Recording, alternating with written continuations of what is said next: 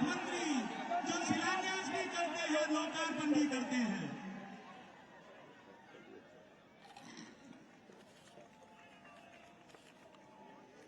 भारत माता की,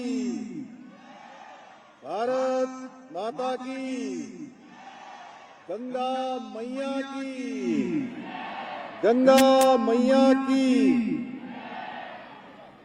आज अंतर्राष्ट्रीय स्तर के इस स्टेडियम के लोकार्पण के अवसर पर और एचआरडीए के द्वारा विभिन्न योजनाओं के लोकार्पण के अवसर पर मंच पर आसीन अभी जिनको आपने सुना, हमारे शहरी विकास मंत्री आदरणीय प्रेमचंद अग्रवाल जी,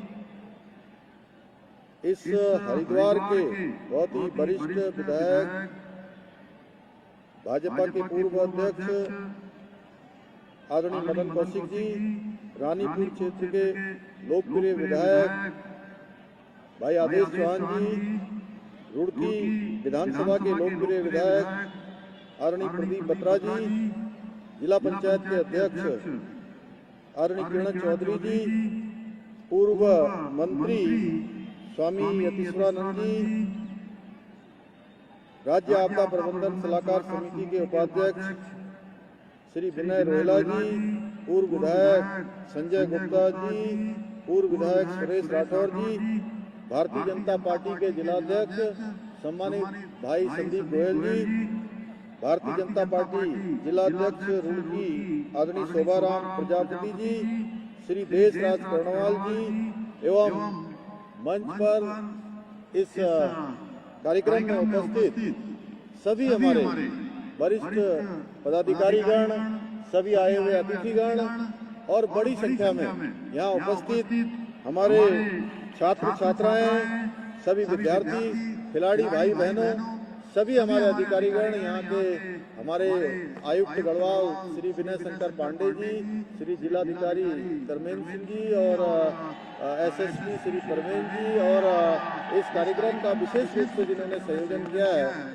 श्री अंशुल सिंह जी, और हमारे सभी मीडिया के हमारे सभी मित्र उपस्थित, पत्रकार मित्रों एवं छायाकार बंधुओं, मैं सर्वप्रथम राज्य स्थापना के रजत जयंती वर्ष में धर्मनगरी को खेल के क्षेत्र में एक बड़ी सौगात देने के लिए, एक आज इतना बड़ा स्टेडियम और अन्य जो योजनाएं हैं, उन योजनाओं के लोकार्पण और शिलान्यास के अवसर पर आप सभी को मैं अपनी ओर से बहुत साधुवाद देता हूं, बहुत बधाई देता हूं कि अब यहाँ पर रात्रिकालीन मैच भी हुआ करेंगे, उसके लिए भी, और बहुत जल्द आप सभी की कड़ी मेहनत के कारण ही ये स्टेडियम एक वर्ष में, महज एक वर्ष की समय सीमा के अंदर बनकर तैयार हो गया।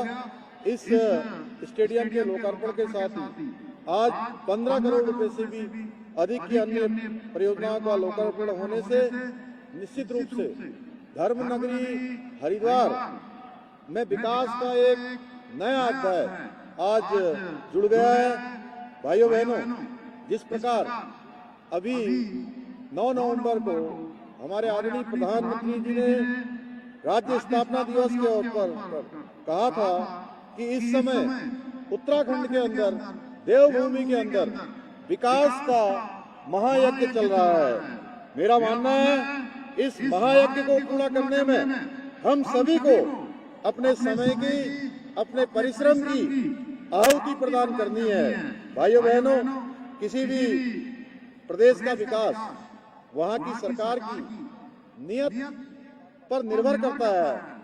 सरकार यदि अच्छी नियत से और कठोर परिश्रम से काम करने वाली है तो उसके परिणाम भी सकारात्मक आते हैं, और यदि सरकार की नियत में खोट है तो उसके चरित्र में दोष है, उसकी मेहनत में कमी है, उनके समर्पण में कमी है, उनके भाव में कमी है, तो अच्छे परिणाम कभी नहीं आ सकते हैं।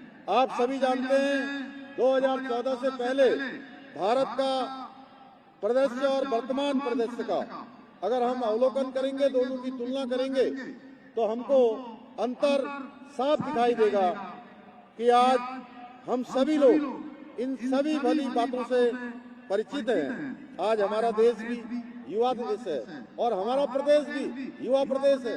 25 साल में हम प्रवेश कर गए हैं। रजत जयंती वर्ष हमारा प्रारंभ हो गया है।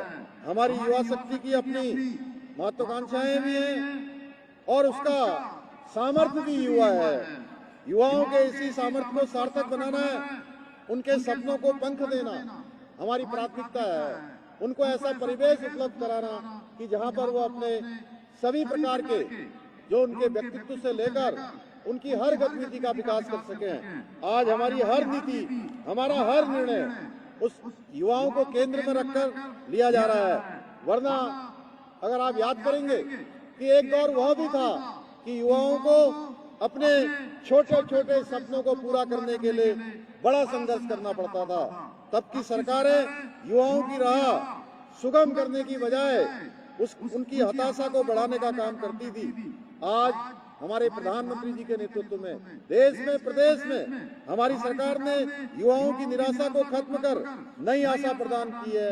हरिद्वार के लोग भली भांति जानते ही होंगे कि इससे पहले मैदान की हालत क्या थी। यह हमारी सोच का परिणाम है।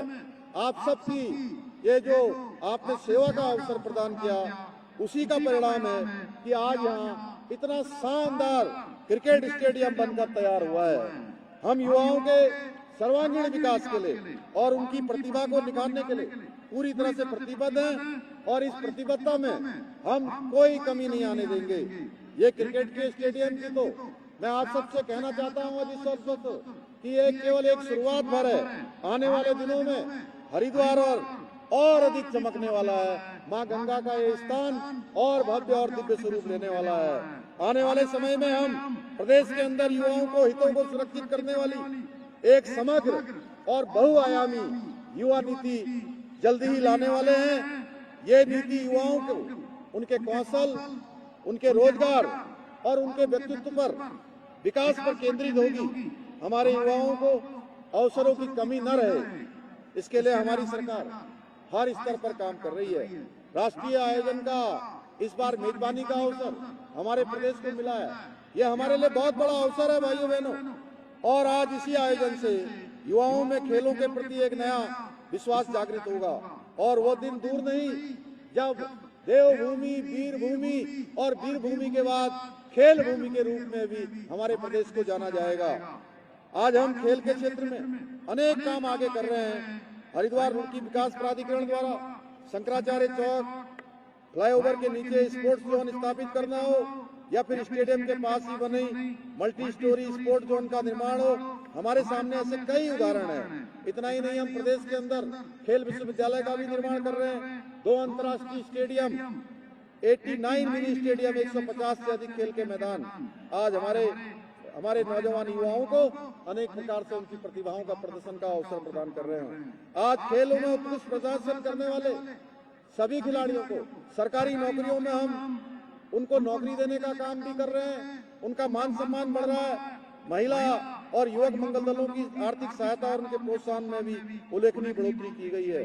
हम मुख्यमंत्री स्वरोजगार योजना, मुख्यमंत्री युवा प्रोत्साहन योजना जैसी अनेक योजनाओं के माध्यम से नौजवान युवाओं को स्वावलंबी बनाने का काम कर रहे हैं। मेरे युवा साथियों, युवाओं के समग्र विकास में खेलों का विशेष महत्व है।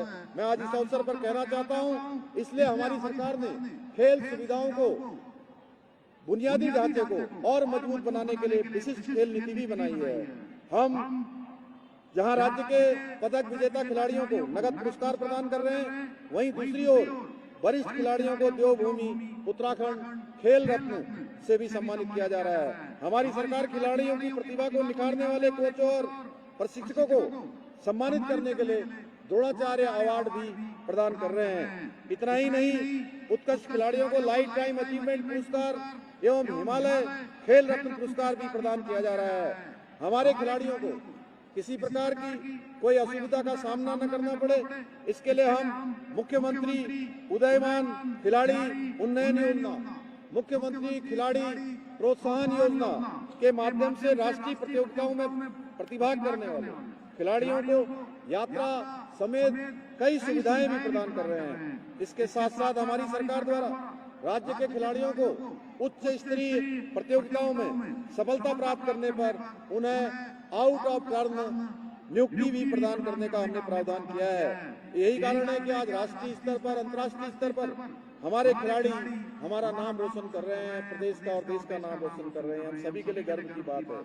राज्य स्थापना दिवस के ऊपर हमने घोषणा की है कि आगामी जो राष्ट्रीय खेल होने वाले हैं, उन राष्ट्रीय खेलों में उत्तराखंड के जो खिलाड़ी मेडल जीतेंगे उनको पुरस्कार हेतु दी जाने वाली धनराशि के बराबर धनराशि राज्य सरकार द्वारा अतिरिक्त रूप से दी जाएगी। इसलिए मेरा आज इस अवसर पर आप सभी युवा खिलाड़ियों से, प्रदेश के सभी खिलाड़ियों से यह आग्रह है कि आगामी राष्ट्रीय खेलों में उत्कृष्ट प्रदर्शन करके अधिक से अधिक मेडल जीतें और देवभूमि उत्तराखंड का नाम रोशन करें।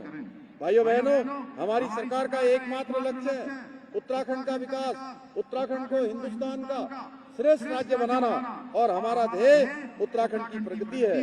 अपने इस ध्येय की प्राप्ति के लिए हम पूरी निष्ठा के साथ, पूरे समर्पण के साथ काम कर रहे हैं। मुझे पूरा विश्वास है कि आप सभी युवा साथी प्रदेश की प्रगति और समृद्धि के लिए पूरी निष्ठा के साथ, पूरे समर्पण के साथ, जिसके पास जो जिम्मेदारी है उस जिम्मेदारी को पूरा करते हुए इसी प्रकार अपना योगदान देते रहेंगे तथा देवभूमि उत्तराखंड को सर्वराष्ट्र राज्य बनाने में विकल्प रही संकल्प जो हमारा है उसको पूरा करने में अपनी भूमिका को निभाएंगे।